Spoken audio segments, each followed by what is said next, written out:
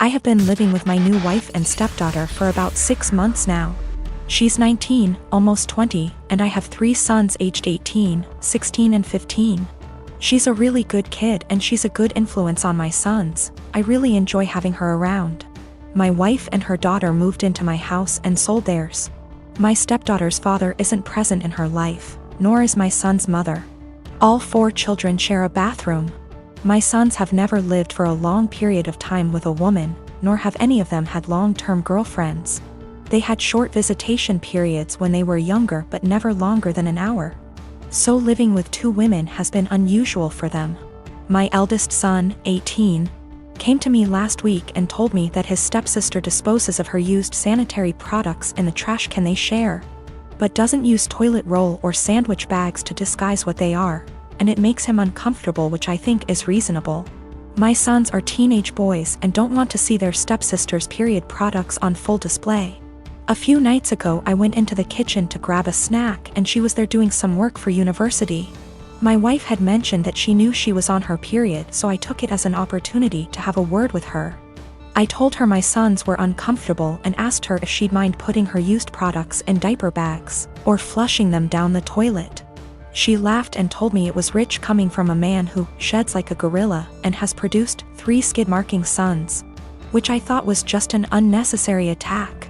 I've been nothing but nice to the girl and it's hardly a comparison. My sons shouldn't be subjected to her unhygienic products if it makes them uncomfortable. She went on to lecture me about how tampons can't be flushed and that it's bad for the environment if she uses diaper bags for everyone, which I think is just an excuse. I called her a scruff and told her that this was my house and that what I say goes. I later asked my wife if she could have a word with her and she told me I was being ridiculous and that her daughter has had her period for 10 years and knows what she's doing. When I told her it was making my sons uncomfortable, she said my sons needed to get a grip and turned over and went to sleep. This is a genuine issue to me and she didn't care enough to have a discussion about it. I asked my stepdaughter again in the morning and she did the same as her mother, completely dismissed it. Both of them have told me to stop being so silly, but I don't see how I'm being unreasonable when it makes my sons uncomfortable. My fiancé Ollie and I have been together for 4 years, living together for 2, recently got engaged. Our relationship has been great for the most part. One of the few things we disagree on is animals. I love animals and Ollie feels indifferent towards most animals. To give a little background about me, I've always been an animal lover. Throughout my childhood, my mom hated animals, especially dogs. My mom never let us have any pets and she used to tell us that once we were adults we could have whatever animals we wanted. When I moved away for college, I lived on campus for 4 years, and therefore couldn't have any pets. I've wanted a dog for as long as I could remember, but up until recently it wasn't in the cards for me to have a dog. Ollie and I currently live in a not-so-pet-friendly city for renters. I always lived in apartments that never allowed pets, even with a pet deposit. When Ollie and I met, I told her about wanting to get a dog someday. Ollie told me that she doesn't like a lot of dogs, but would be open to the right dog. This was in the very beginning of us meeting. I basically made it really clear that I will own a dog one day. Throughout our relationship, I would occasionally bring up wanting a dog. Ollie would remind me that our apartment doesn't allow for pets, which was true. Ollie and I agreed that once we moved into a place that allowed for pets, we would look into getting a dog. About 2 months ago, Ollie and I moved into a house just outside of the city we work in. The house is a good size for the 2 of us, plus extra. The landlord is pet-friendly, and the house has a huge, fenced-in yard. It's a much more residential area, and there's a dog park about 3 blocks from the house. On top of the house being perfect for a dog, I'm in a financial place where I can afford a dog. I make very good money and I don't have to travel for work. I'm mentally prepared for potential pet fees and other expenses for having people watch the dog. Since we're finally settled in the house, I decided to mention to Ollie again about going to the shelter and looking at the adoptable dogs. Only this time, Ollie didn't have an excuse for why we couldn't get one. After a few weak excuses, sometimes we go away, Ollie broke down and told me that she doesn't want a dog. In fact, she's never wanted a dog. She was hoping I would forget about my dreams of wanting a dog. I'm not sure what to do.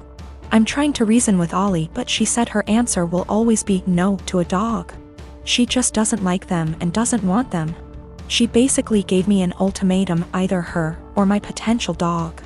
I'm feeling shitty about this, because I always made it clear to her that I was going to want a dog someday. I feel like she was banking on something unrealistic, and now she's putting me in a lousy spot.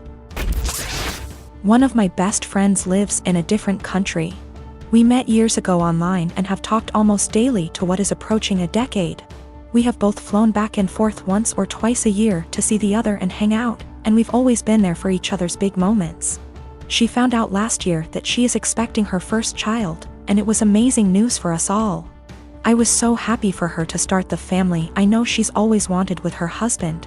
She came to visit a few months into her pregnancy and asked me to be the baby's godmother. I was over the moon. While we live an 8-hour plane ride from each other. I do have a job that gives me decent vacation allowance and deals with certain airlines that makes visiting manageable. I knew that I could be there for her, and told her that whenever she was ready for someone outside of the family to be there, I would make the trip. Last month, she had her baby shower. And I only found out when I saw on Instagram a mutual friend who lives in the same city as me had surprised her at the shower. I hadn't been invited. I was a little hurt and surprised, but it was the busiest month of the year for the company I work for, and I knew she knew that. So I figured that could be the reason, sent my gift by airmail and said congratulations. However, now she's reached out to me and told me that she has asked another friend, the same person who went to the baby shower, to be the baby's godmother, and that she only wants her child to have one. I felt like I'd been punched in the gut. I was heartbroken and felt a bit betrayed. For 6 months I have been excited to take on the role. My own godmother lives in New Zealand, and has done for most of my life, so I knew it could work. Knew how to stay in contact and be a part of the child's life while living in another country.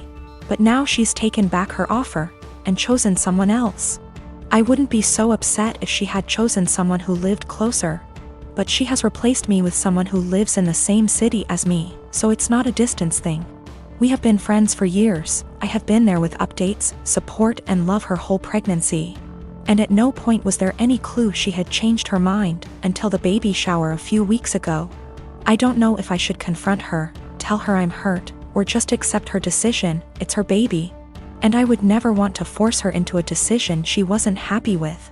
I just don't know what to do or say to her now. I want to let her know I'm sad that I'm missing out, but I don't want to sound like I'm whining.